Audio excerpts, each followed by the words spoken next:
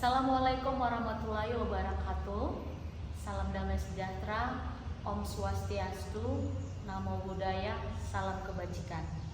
Perkenalkan, nama saya Neti Mewahati Simbolon SHMH, dosen di Fakultas Hukum Universitas Simalungun di Kota Pematang Siantar, Provinsi Sumatera Utara. Salah satu mata kuliah yang saya ajarkan kepada mahasiswa adalah mata kuliah kriminologi dengan bobot 2 SKS. Mata kuliah ini adalah mempelajari tentang kejahatan, di mana mahasiswa dituntut mampu untuk mencapai 10 capaian pembelajaran, dan di dalam mata kuliah ini mahasiswa juga harus mampu memberikan atensinya untuk mencegah tentang kejahatan. Mata kuliah ini saya bawakan dengan menggunakan metode DIE, yaitu Delivery, Interaktif, dan Assessment. Artinya bahwa saya menyampaikan langsung agar mahasiswa itu memahami tentang kriminologi, kemudian melakukan tanya jawab secara interaktif, dan kemudian melakukan penilaian terhadap ilmu kriminologi yang dicapai oleh mahasiswa. Secara khusus dalam setiap pertemuan mata kuliah kriminologi, maka saya sebagai dosen berusaha untuk mengajak mahasiswa agar selalu aktif di dalam perkuliahan melalui tanya jawab, kemudian memberikan pendapat, dan saya juga mengarahkan agar mahasiswa saling bertanya dan saling menjawab, dan saya sebagai moderator. Penilaian mata kuliah ini mengacu kepada peraturan akademik Universitas Simalungun, di mana penilaiannya adalah bobot 10%, kehadiran 20%, UTS 30%, dan UAS 40%. Nah, saya yakin dan percaya bahwa dengan memahami tentang kriminologi, maka mahasiswa dapat mencegah sebagai pelaku kejahatan maupun mencegah terjadinya kejahatan di lingkungan yang paling terdekatnya, yaitu di dalam keluarga dan kehidupan bermasyarakat, dan terkhusus lagi di dalam kehidupan kampus. Materi kuliah ini akan membahas tentang pengertian kriminologi, kemudian sumber teori kriminologi, kemudian pembagian kriminologi, kemudian ada ahli kriminologi. Pembelajaran ini lebih memahami atau lebih menguraikan tentang kejahatan dilihat dari berbagai faktor, yaitu seperti antropologi, sosiologi, psikologi, psikopatologi, neuropatologi, dan ada yang menjadi kriminologi terapan seperti higienik kriminologi, politik kriminologi, dan kriminalistik. Dari kriminologi baik secara murni maupun terapan, nah pada akhirnya kita dan mahasiswa dapat memahami bahwa seseorang yang melakukan kejahatan tidak semata-mata diklaim sebagai seorang penjahat, namun dipengaruhi oleh beberapa faktor. Dalam mata kuliah ini terdapat 10 pencapaian pembelajaran mata kuliah yang merupakan turunan dari capaian pembelajaran prodi ilmu hukum pidana. Demikian pengantar pembelajaran video ini saya sampaikan, dan saya berharap video pembelajaran ini berguna dan bermanfaat bagi kita semua, sehingga kita dapat memahami bahwa kriminologi merupakan ilmu yang penting di dalam ilmu hukum. Assalamualaikum warahmatullahi wabarakatuh. Salam sejahtera, Om Swastiastu, Namo Buddhaya, salam kebajikan. Terima kasih. Selamat siang. Baik. Kita hari ini masuk pada perkuliahan kriminologi. Sebelum kita mulai perkuliahan, kita berdoa menurut agama dan kepercayaan sini, doa dimulai.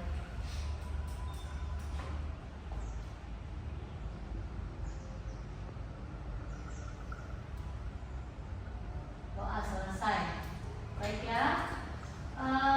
Kriminologi berarti itu terdiri dari dua kata. Ya, siapa yang bisa? Terdiri dari dua kata, yaitu crime dan logos, yang berarti itu adalah ilmu yang mempelajari tentang kejahatan. Itu kan ada ya. Nah, ilmu yang mempelajari tentang kejahatan berarti kriminologi membahas kejahatan itu dilakukan karena faktor apa, dilatar belakangi oleh faktor apa. Nah, namun kriminologi ini dia tidak dapat berdiri sendiri, tetapi kriminologi ini dibarengi dengan ilmu kriminologi lainnya yang terdiri atas dua bagian. Yang pertama kalau kita lihat di situ adalah bukan ilmu kriminologi murni, dan nanti ada ilmu kriminologi terapan. Baik, kita lihat dulu. Ada ahli yang bernama Bonger memberikan definisi kriminologi sebagai ilmu pengetahuan yang bertujuan menyelidiki gejala kejahatan seluas-luasnya, yang berarti bahwa ilmu kriminologi ini mempelajari mengapa seseorang itu melakukan atau kejahatan. Baik, kalau bisa kita mendefinisikan kejahatan, maka coba kalian sebutkan dulu yang dimaksud. Contoh daripada kejahatan itu apa? Copet, pencurian, pembunuhan, kemudian pemerkosaan, kemudian kekerasan. Ya, semua itu kejahatan. Memang dia menggunakan kekerasan. Yang lain, maksudnya jauh-jauh yang di sekitar kita, penipuan. Nah, itu adalah kejahatan. Apakah contohnya seperti ini? Seorang penipu dengan seorang yang memerkosa, apakah sama latar belakang dia melakukan kejahatan? Berbeda atau sama? Berbeda. Nah, kalau berbeda, coba kalian sebutkan apa perbedaannya. Kalau kejahatan pemerkosaan, latar belakangnya apa? Nafsu. Kalau penipuan, uang, cari keuntungan. Di kriminologi inilah kita bisa menemukan apa sebab akibat dari seseorang melakukan kejahatan. Tapi skopnya enggak hanya keuntungan, nafsu tidak ya, tapi dia skopnya seluas-luasnya. Makanya kalau kita lihat seorang nenek ya yang mencuri ubi untuk makan cucunya, ya bandingkan dengan kasus korupsi Febri Ardiansyah sekarang, apakah sama penyebabnya? Beda. Di mana bedanya? Satu mencari kekayaan, satu untuk menyambung hidup. Tentu beda kan? Nah, berarti kita dari kriminologi bisa memahami bahwa kejahatan yang dilakukan itu mempunyai latar belakang yang berbeda. Nah, baik, kita lanjut bahwa Bonger ini membagi kriminologi itu menjadi kriminologi murni dan terapan. Nah, kita lihat dulu yang dimaksud dengan kriminologi murni apa-apa saja. Yang pertama, antropologi. Yang kedua, yang ketiga, psikologi. Yang keempat, psikopatologi dan neuropatologi. Yang kelima, penologi. Nah, yang berikutnya di situ ada kriminologi terapan. Yang pertama, yang kedua, yang ketiga, kriminalistik. Baik, kita dulu ke atas, yaitu kriminologi murni ya. Kriminologi murni ini kalau kita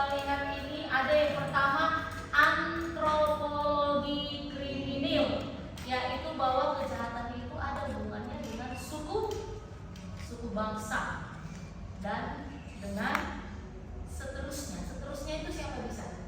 Itu kan ada seterusnya. Artinya apa aja?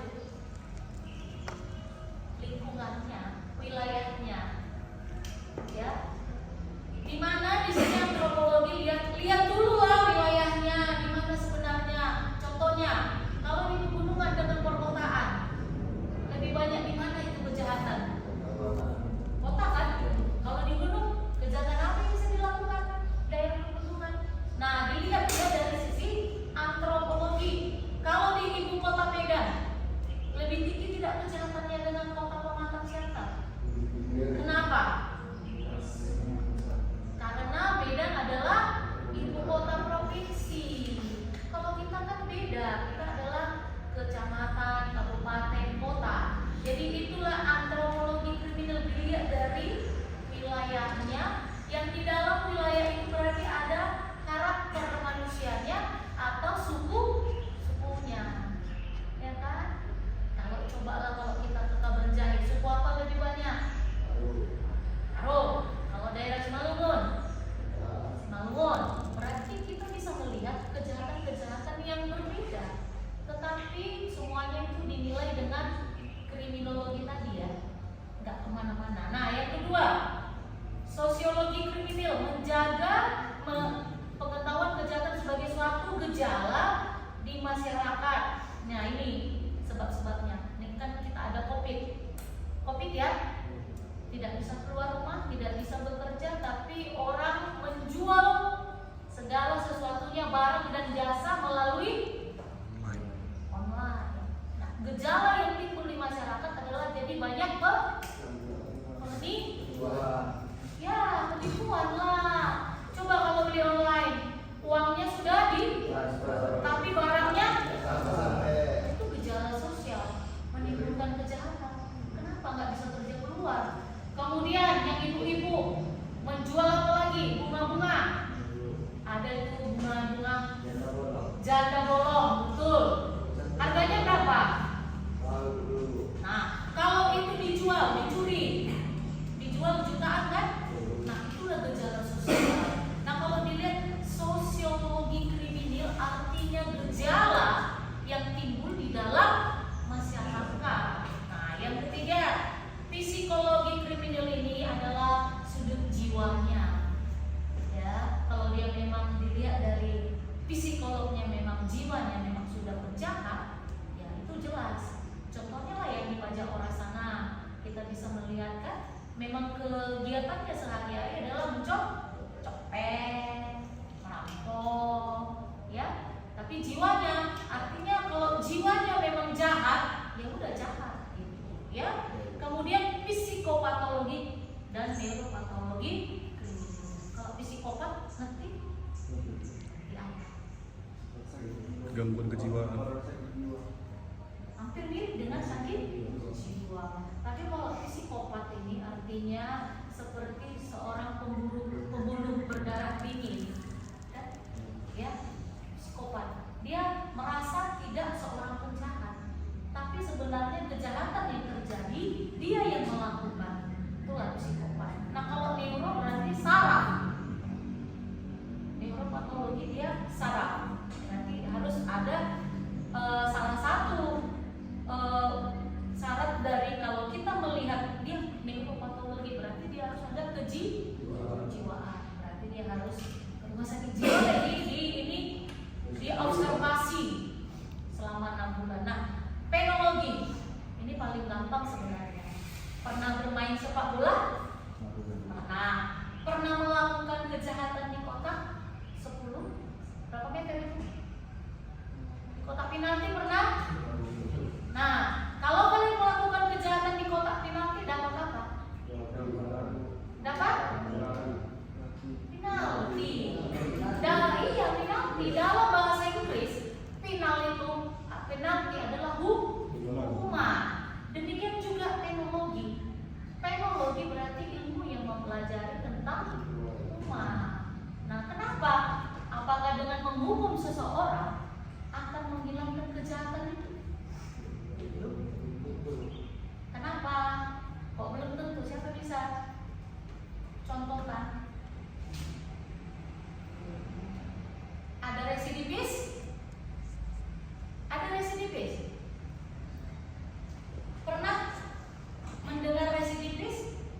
Pernah.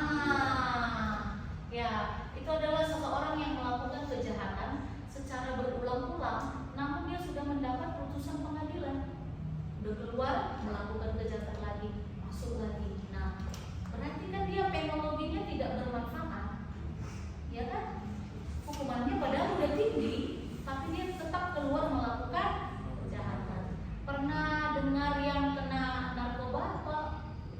Pernah. Siapa sih yang pakai narkoba? Iya.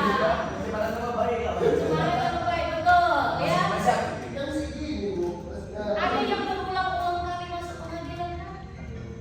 Pengguna narkotika, dia sudah dihukum 1 tahun, lepas, tapi pakai lagi, balik lagi. Nah itu dia ya, kecanduan. Nah dia hubungannya dengan penologi, berarti hukuman yang dia berulang kali tidak. Nah berikut ini ada yang higiene kriminal, politik kriminal, dan kriminalistik. Baik, kalau higiene kriminal adalah mencegah terjadinya kejahatan. Semua ini mencegah terjadinya kejahatan. Dengan cara-cara apa? Cara-cara kebijakan yang dilakukan oleh pemerintah. Apa yang paling sinkron sekarang yang bisa kita lihat di bidang kesehatan? BPJS. BPJS, networking sosial, ya, artinya itu jaring sosial, ya.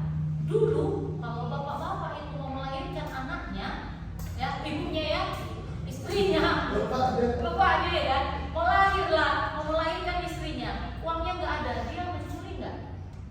Curi. Kalau sekarang?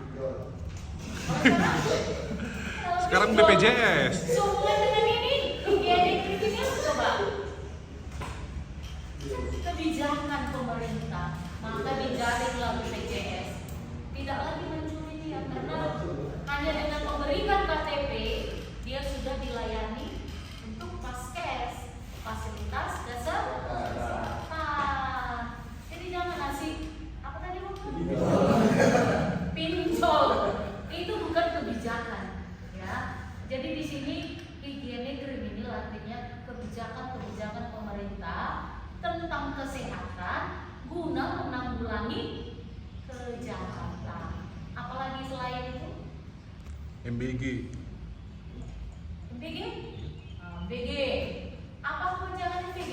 Apa MBG? Makanan gratis. Nah, ada hubungannya dengan kejahatan? Ada lah. Ya. Iya. Korupsi kan? Dengan kesehatan gimana?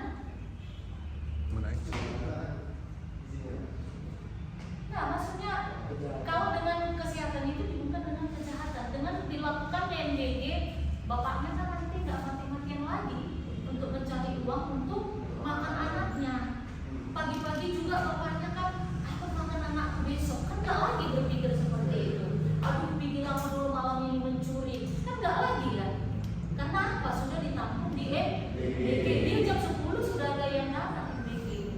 Jadi kalau teh manis, telur dikasih, di sekolah dia udah makan siang. Itu support program MBG. Kenapa? Support program MBG. Kenapa? Support program MBG. Support. Ya, program MBG. MBG di support. Support. Berarti usaha satu biaya mendukung program MBG. Iyalah. Oke, sepakat. Kalian tidak. Aku menunggu. Bukan. Kalau itu sepakat, kan sepakat. Biar itu selesai.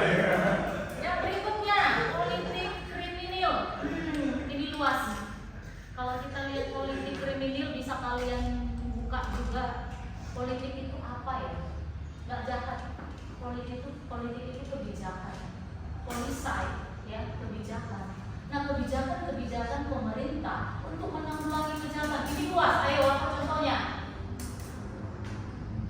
Kebijakan pemerintah untuk menanggulangi kejahatan. Apa? Bansos betul lah. Menyediakan lapangan pekerjaan. Lapangan pekerjaan betul. Apa lagi? Kebijakan apa lagi? Meningkatkan keamanan. Ya betul, meningkatkan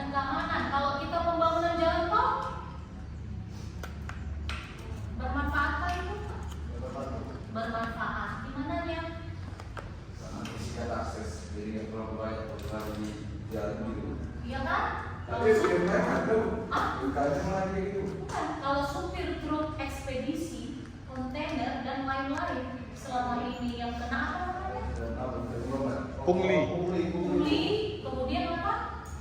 Bajing loncat. Kalau sekarang kalau recall enggak ada lagi. Nah, itu kebijakan pemerintah untuk menekan angka kejahatan. Apalagi membuat CCTV di jalan, iya kan?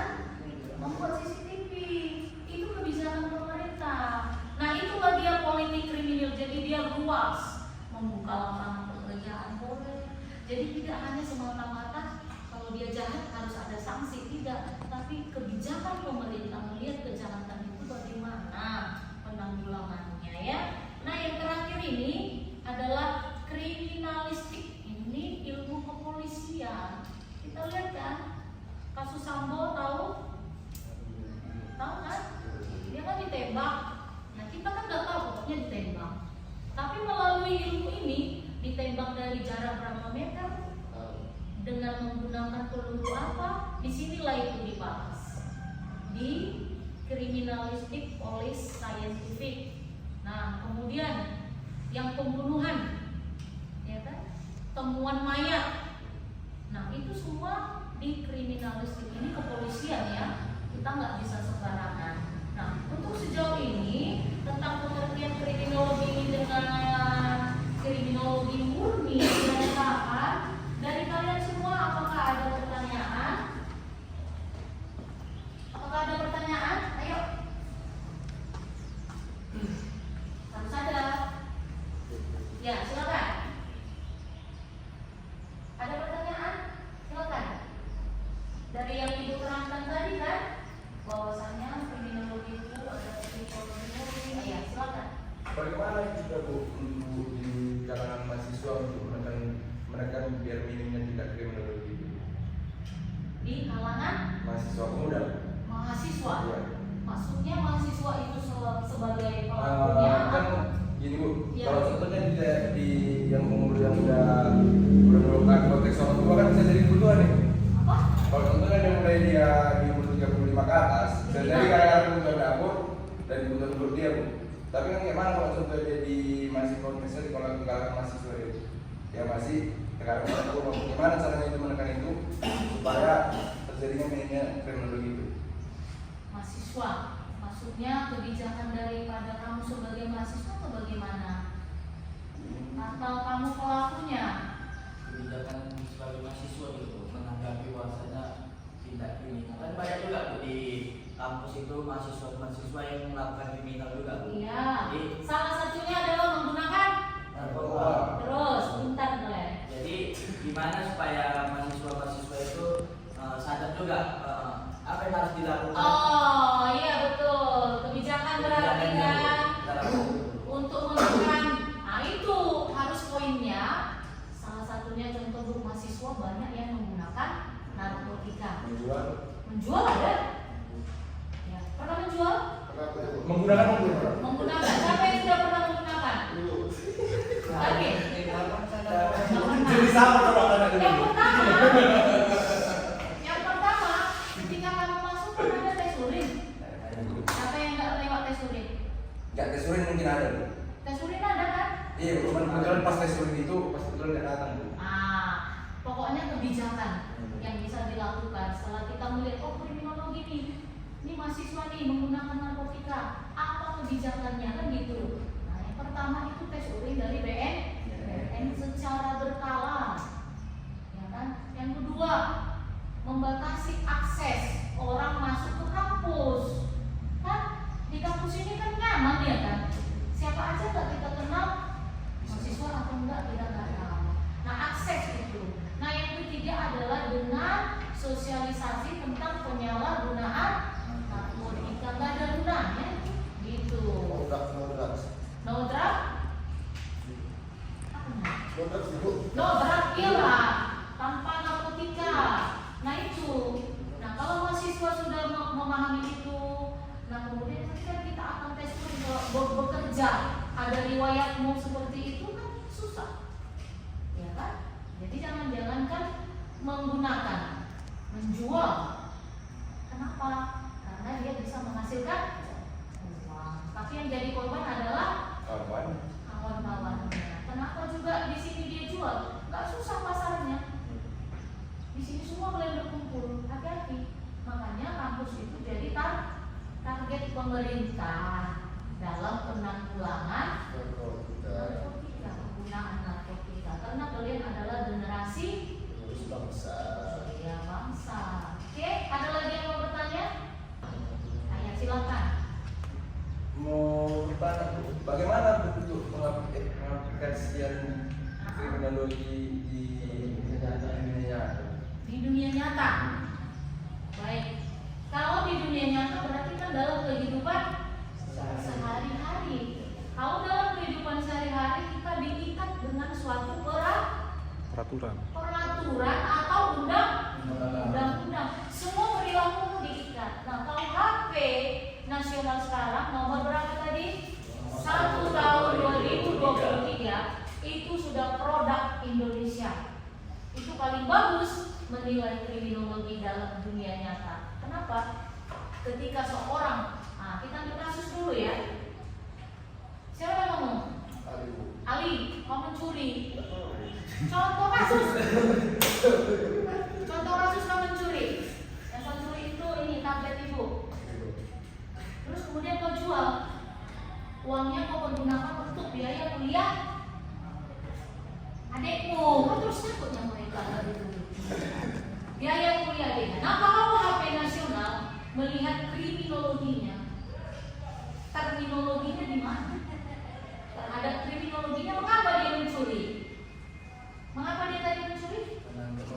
Membiayai kuliahnya. Maka pola pemikiran KUHP nasional sekarang, biar kalian juga tahu, ketika memutuskan kau bersalah atau tidak, ada pertimbangannya. Yang pertama, umurmu berapa?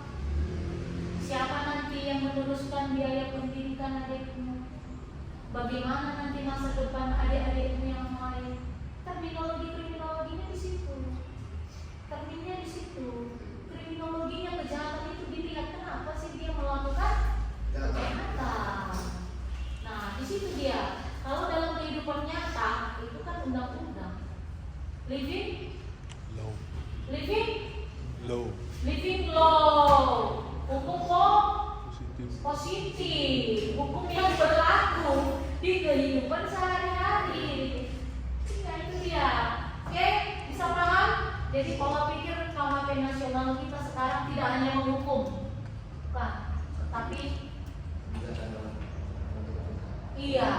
melihat kebijakan, terminologi, kriminologi dipakai, memang betul dipakai sekarang. Paham? Baik, ada lagi yang mau bertanya? Jadi baik. Di akhir ini, Ibu mau bertanya, berarti ada yang menjadi objek kriminologi.